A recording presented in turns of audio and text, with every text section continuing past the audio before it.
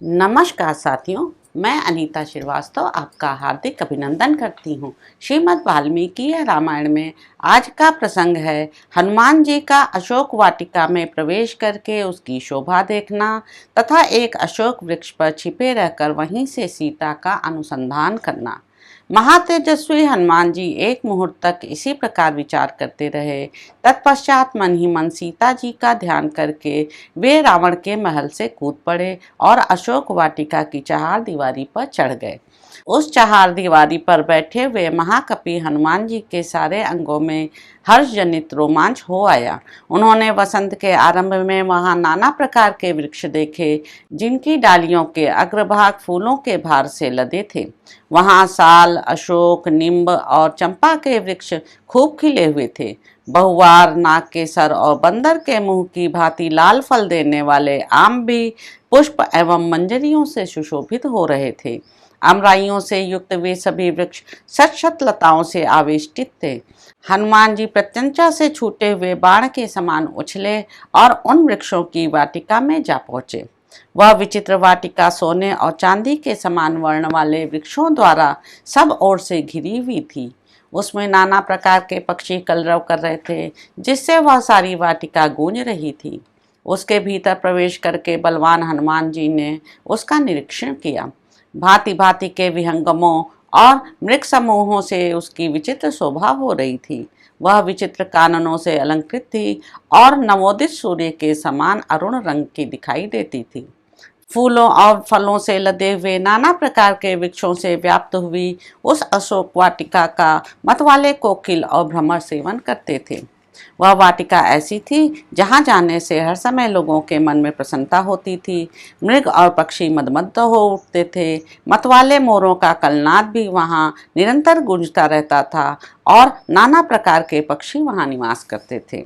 उस वाटिका में सती साध्वी सुंदरी राजकुमारी सीता की खोज करते हुए वानर वीर हनुमान ने घोंसलों में सुखपूर्वक सोए हुए पक्षियों को जगा दिया।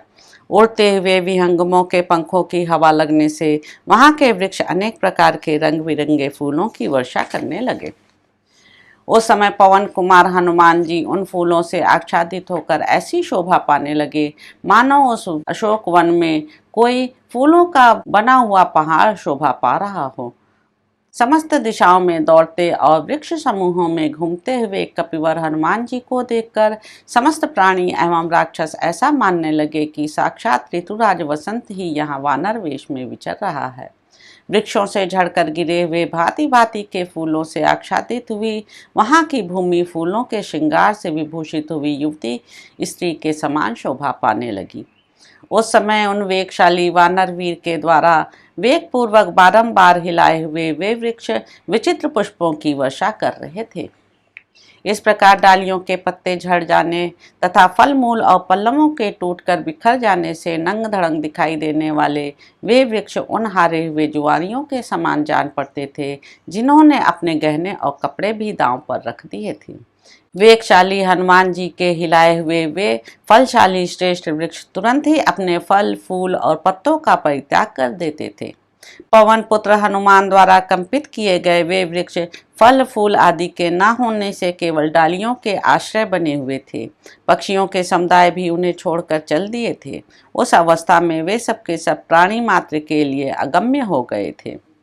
जिसके केश खुल गए हैं, अंगराग मिट गए हैं, सुंदर दंतावली से युक्त अधर सुधा का पान कर लिया गया है तथा जिसके कतिपय अंग नख छत एवं दंत छत से उपलक्षित हो रहे हैं, प्रीतम के उपभोग में आई हुई उस युवती के समान ही उस अशोक वाटिका की भी दशा हो रही थी। हनुमान जी के हाथ पैर और पूंछ से रौंदी जा चुकी थी तथा उसके अच्छे अच्छे वृक्ष टूट कर गिर गए थे, इसलिए वह श्रीहीन हो गई थी। जैसे वायु वर्षा ऋतु में अपने वेग से मेघ समूहों को छिन्न भिन्न कर देती है, उसी प्रकार कपिवर हनुमान ने वहां फैली हुई विशाल लता वल्लरियों के वितान वेग पूर्वक तोड़ डाले। वहां विचरते हुए उन वानरवीर ने पृथक पृथक ऐसी मनोरम भूमियों का दर्शन किया जिनमें मणि, चांदी एवं सोने जड़े गए थे। उस वाटिका में उन्होंने जहां तहां विभिन्न आकारों की बावड़ियां देखी जो उत्तम जल से भरी हुई और मणिमय सोपानों से युक्त थीं। उनके भीतर मोती और मूंगों की बालुकाएं थीं। जल के नीचे फर्श स्फटिक मणि की बनी हुई थी और उन बावड़ियों के तटों पर तरह तरह के विचित्र सुवर्णमय वृक्ष शोभा दे रहे थे। उनमें खिले हुए कमलों के वन और चक्रवाकों के जोड़े शोभा बढ़ा रहे थे तथा पपीहा, हंस और सारसों के कलनाद गूंज रहे थे। अनेकानेक विशाल तटवर्ती वृक्षों से सुशोभित, अमृत के समान मधुर जल से पूर्ण तथा सुखदायिनी सरिताएं चारों ओर से उन बावड़ियों का सदा संस्कार करती थीं। उनके तटों पर सैकड़ों प्रकार की लताएं फैली हुई थीं। खिले हुए कल्प वृक्षों ने उन्हें चारों ओर से घेर रखा था।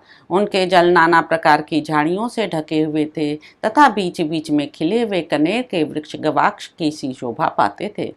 फिर वहां कपिश्रेष्ठ हनुमान ने एक मेघ के समान काला और ऊंचे शिखरों वाला पर्वत देखा, जिसकी चोटियां बड़ी विचित्र थीं। उसके चारों ओर दूसरे दूसरे भी बहुत से पर्वत शिखर शोभा पाते थे। उसमें बहुत सी पत्थर की गुफाएं थीं और उस पर्वत पर अनेकानेक वृक्ष उगे हुए थे। वह पर्वत संसार भर में बड़ा रमणीय था। कपिवर हनुमान ने उस पर्वत से गिरी हुई एक नदी देखी, जो प्रियतम के अंक से उछलकर गिरी हुई प्रतिमा के समान जान पड़ती थी, जिनकी डालियां नीचे झुककर पानी से लग गई थीं।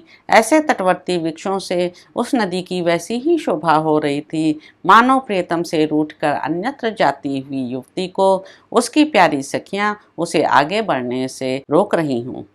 फिर उन महाकपि ने देखा कि वृक्षों की उन डालियों से टकराकर उस नदी के जल का प्रवाह पीछे की ओर मुड़ गया है, मानो प्रसन्न हुई प्रेयसी पुनः प्रियतम की सेवा में उपस्थित हो रही हो।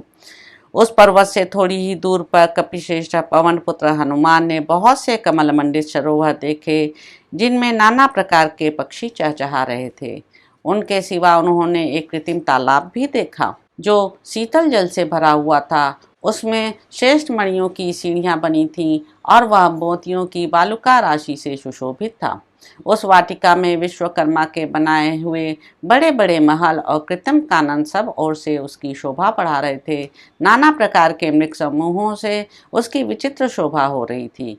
उस वाटिका में विचित्र वन उपवन शोभा दे रहे थे।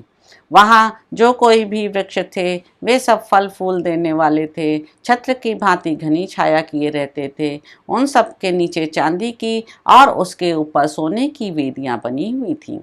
तदंतर महाकपि हनुमान ने एक सुवर्णमयी शींशपा का वृक्ष देखा, जो बहुत सी लता वितानों और अगणित पत्तों से व्याप्त था। वह वृक्ष भी सब ओर से सुवर्णमयी वेदिकाओं से घिरा था। इसके सिवा उन्होंने और भी बहुत से खुले मैदान, पहाड़ी झरने और अग्नि के समान दीप्तिमान सुवर्णमय वृक्ष देखे। उस समय वीर महाकपि हनुमान जी ने सुमेरु के समान उन वृक्षों की प्रभा के कारण अपने को भी सब ओर से सुवर्णमय ही समझा। वे सुवर्णमय वृक्ष समूह जब वायु के झोंके खाकर हिलने लगते, तब उनसे सैकड़ों घुंघरुओं के बजने की सी मधुर ध्वनि होती थी। वह सब देखकर हनुमान जी को बड़ा विस्मय हुआ। उन वृक्षों की डालियों में सुंदर फूल खिले हुए थे और नए नए अंकुर एवं पल्लव निकले हुए थे, जिससे वे बड़े सुंदर दिखाई देते थे। महान वेगशाली हनुमान जी पत्तों से हरी भरी उन शीशपा पर यह सोचकर चढ़ गए कि मैं यहीं से महान वेगशाली हनुमान जी पत्तों से हरी भरी उस शीशपा पर यह सोचकर चढ़ गए कि मैं यहीं से श्री रामचंद्र जी के दर्शन के लिए उत्सुक हुई उन विदेह नंदनी सीता को देखूंगा, जो दुख से आतुर हो इच्छानुसार इधर उधर जाती आती होंगी। दुरात्मा रावण की यह अशोक वाटिका बड़ी ही रमणीय है। चंदन, चंपा और मौलसुरी के वृक्ष इसकी शोभा बढ़ा रहे हैं। इधर यह पक्षियों से सेवित कमल मंडित सरोवर भी बड़ा सुंदर है। राज रानी जानकी इसके तट पर निश्चय ही आती होंगी।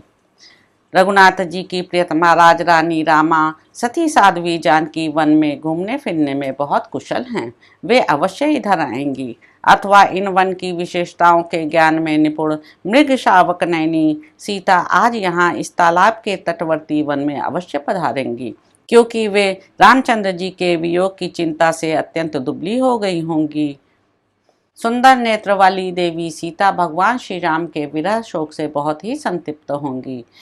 वनवास में उनका सदा ही प्रेम रहा है, अतः वे वन में विचरती हुई इधर अवश्य आएंगी। श्री राम की प्यारी पत्नी सती साध्वी जनक नंदिनी सीता पहले निश्चय ही वनवासी जंतुओं से सदा प्रेम करती रही होंगी। यह प्रातः काल की संध्या का समय है। इसमें मन लगाने वाली और सदा 16 वर्ष की सी अवस्था में रहने वाली अक्षय यौवना जनक कुमारी सुंदरी सीता संध्या कालिक उपासना के लिए इस पुण्य सलीला नदी के तट पर अवश्य पधारेंगी। जो राजाधिराज श्री रामचंद्र जी की सम आदरणीय पत्नी हैं, उन शुभ लक्षणा सीता के लिए यह सुंदर अशोक वाटिका भी सब प्रकार से अनुकूल ही है। यदि चंद्रमुखी सीता देवी जीवित हैं तो वे इस शीतल जल वाली सरिता के तट पर अवश्य पदार्पण करेंगी। ऐसा सोचते हुए महात्मा हनुमान जी नरेंद्र पत्नी सीता के शुभागमन की प्रतीक्षा में तत्पर हो सुंदर फूलों से सुशोभित तथा घने पत्ते वाले उस अशोक वृक्ष पर छिपे रहकर उस संपूर्ण वन पर दृष्टिपात करते रहे।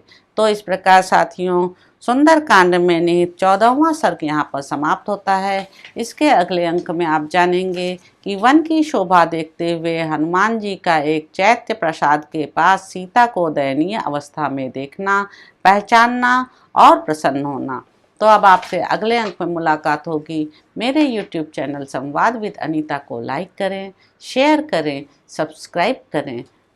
धन्यवाद साथियों।